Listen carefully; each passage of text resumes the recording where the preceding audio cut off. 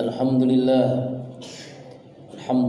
nahmadu wa nasta'inuhu wa nastaghfiruh wa na'udzu billahi min shururi anfusina wa min sayyiati a'malina may yahdihillahu fala mudilla lahu wa may yudlil fala hadiya lahu asyhadu an la ilaha illallah wahdahu la syarika lahu wa asyhadu anna sayyidana Muhammadan abduhu wa rasuluhu la nabiyya ba'dahu Allahumma shalli ala sayyidina wa maulana Muhammadin wa ala alihi wa ashabihi wa man tabi'ahu bi ihsanin ila yaumiddin. Rabbi a'udzu bika min hamazati syayatin wa a'udzu bika rabbi an yahdurun. Subhanaka la ilma lana illa ma 'allamtana innaka antal alimul hakim la haula wa la quwwata illa billahil aliyyil azim. Amma ba'd. Fa ya ibadallah usikum wa iyaya bittaqwallah faqad fazal muttaqun ittaqullaha haqqa tuqatih wa la tamutunna illa wa antum muslimun. Qala Allah Ta'ala fil Qur'anil Karim wa huwa asdaqul qailin. A'udzu billahi minasy syaithanir rajim. Bismillahirrahmanirrahim. Yauma la yanfa'u malun wa la banun illa man atallaha biqalbin salim. Wa qala Rasulullah sallallahu alaihi wasallam ala inna bil jasad mudghah idza salahat salat jasad kullu wa idza fasadat jasad kullu ala bil qalb. Sadaqallahul azim wa sadaqan nabiyil karim wa nahnu ala dhalika minasy syahidin wa syakirin walhamdulillahi rabbil alamin. Ma'asyiral muslimin wa jumratal mu'minin sidang Jumat Masjid Al-Amr bin Taqwa rahimakumullah.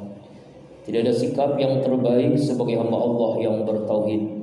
Cepat atau lambat semua kita akan menghadapi kematian, kecuali langkah takwa yang selalu menyertai kita dimanapun, kapanpun, dan insya Allah dalam kondisi bagaimanapun. Ma'asyiral muslimin rahimakumullah. Raja itu akan memerintahkan kebaikan dan seluruh prajurit akan mentaatinya untuk melakukan kebaikan. Ketika raja memerintahkan keburukan, maka seluruh prajurit pun akan melakukan keburukan. Itulah ibarat hati adalah raja, sebagaimana diungkapkan oleh Imam Al-Ghazali.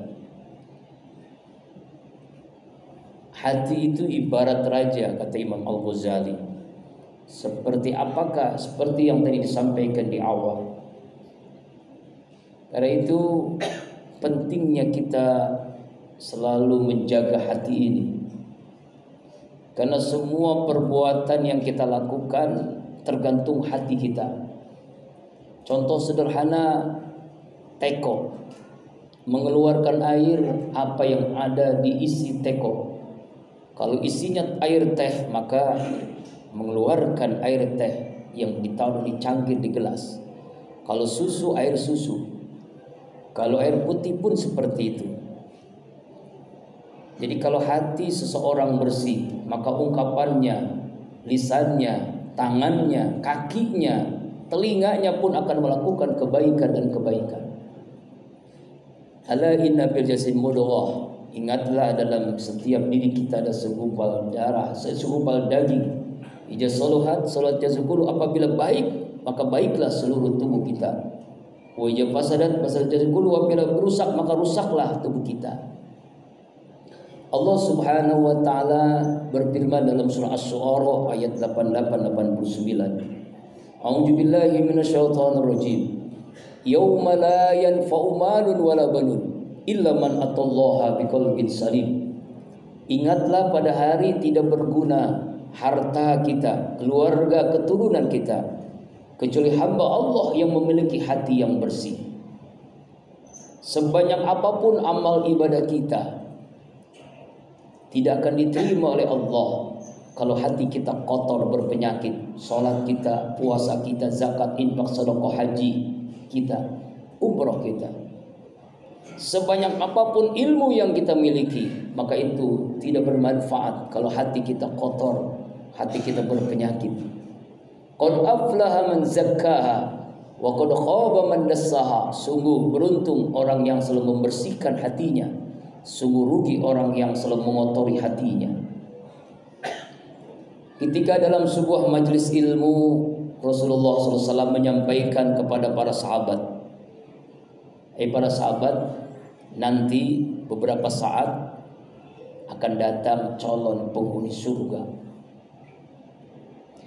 Lalu sahabat melihat ada seorang Ansor dengan jenggotnya bekas wudhu. Dia duduk di majelis ilmu itu. Hari yang berikutnya Rasulullah mengatakan juga yang sama. Hai para sahabat, sebentar lagi akan datang calon penghuni surga. Ternyata yang datang juga sama. Sahabat Ansor dengan jenggotnya basah karena wudhu. Hari yang ketiga begitu pula. Hai para sahabat, sebentar lagi akan datang calon penghuni surga. Dan yang datang pun orang yang sama.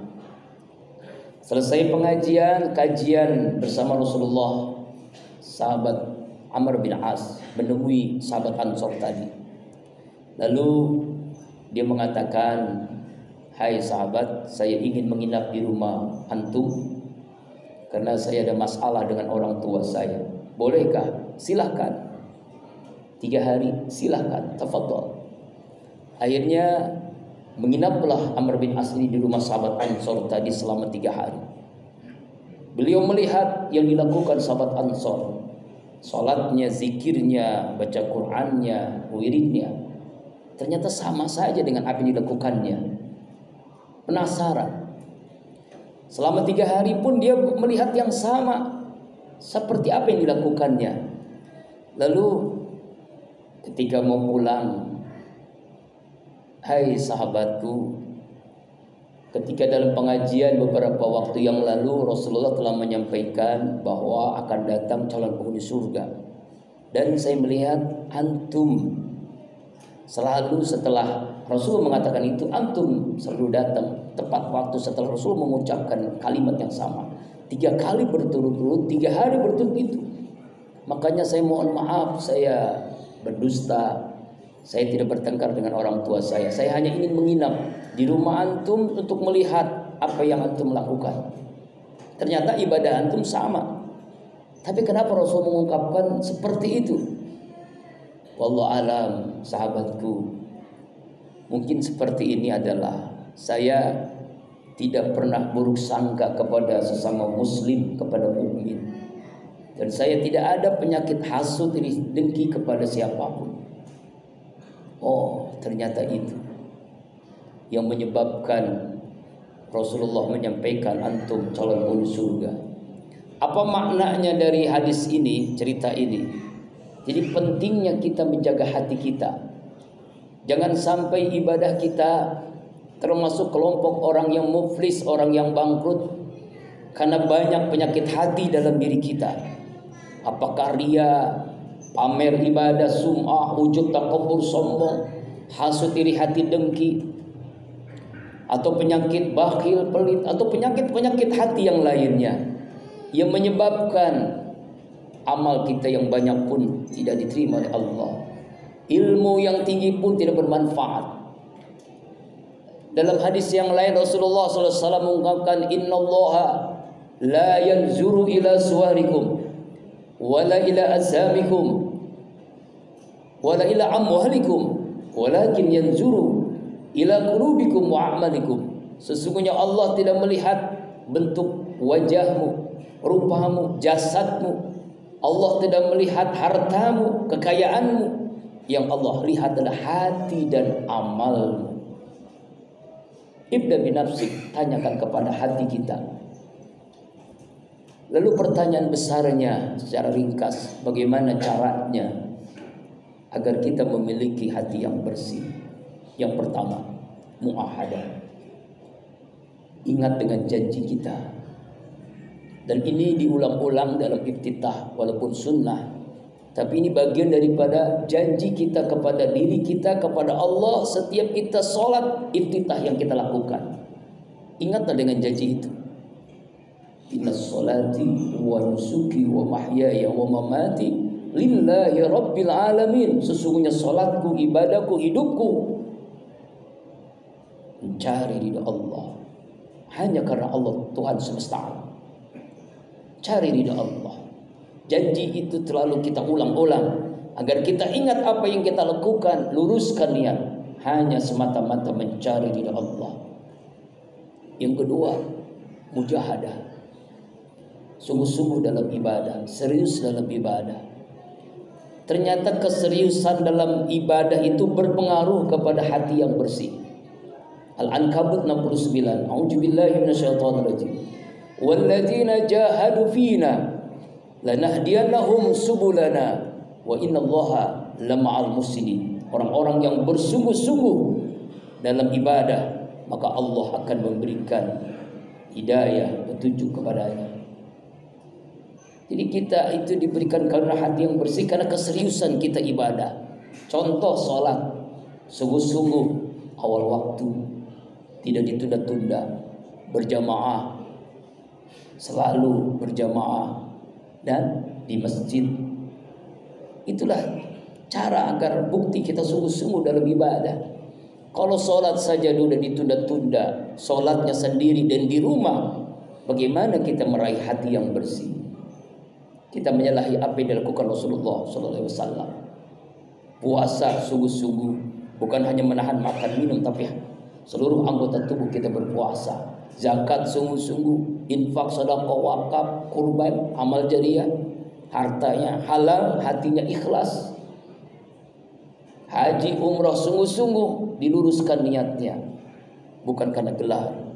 Kesungguhan dalam ibadah, maka Allah akan berikan karunia hati yang bersih. Yang ketiga, muraqabah, merasakan dekat dengan Allah dimanapun kita berada. Di Imran 191, alladzina yazkuruna Allah qiyaman wa qu'udan wa ala junubihim. Yaitu hamba Allah yang selalu ingat kepada Allah dimanapun berada, di rumah, di jalan, di masjid, di musola, di atas kendaraan, dimanapun selalu bersama Allah, ma'iyatullah, merasakan dekat dengan Allah. Yang berikutnya muhasabah. Muhasabah terbaik diantaranya adalah zikral maut, ingat kematian. Aqyasul ummat zikral maut wa sadustidadan. Orang yang paling cerdas di kalangan umatku adalah hamba Allah yang paling banyak ingat mati lalu mempersiapkan hidup setelah mati. Ini diantara cara agar kita memiliki qalbun salim, hati yang bersih. Semoga Allah selalu memberikan karunia kepada kita hati yang bersih, sehingga kita diberikan oleh Allah kemudahan untuk menghadapi hidup yang sesaat ini, dan akhirnya di ujungnya akhir hidup kita, ya ayyatuhan nafsul mutmainnah irji'i ila rabbiki radiyatan mardiyah fadkhuli fi ibadi wadkhuli jannati. Semoga khutbah Jumat ini memberikan mahkamah kesadaran bagi kita untuk selalu menjaga hati kita, membersihkan hati kita, sehingga Allah membimbing kita dengan memberikan karunia qalbun salim, hati yang bersih. A'udzubillahi minasyaitonirrajim. Bismillahirrahmanirrahim. Qad aflaha man zakkaha wa qad khaba man dassaha. Barakallahu li wa lakum fil Qur'anil Karim wa nafa'a bima fihi minal ayati wa dzikril hakim wa taqabbala minni wa minkum tilawatahu innahu was-sami'ul 'alim. Aqulu qawli hadza wa astaghfirullah li wa lakum wa lisairil muslimina wal muslimat wal mu'minina wal mu'minat fastaghfiruhu innahu wal ghafurur rahim.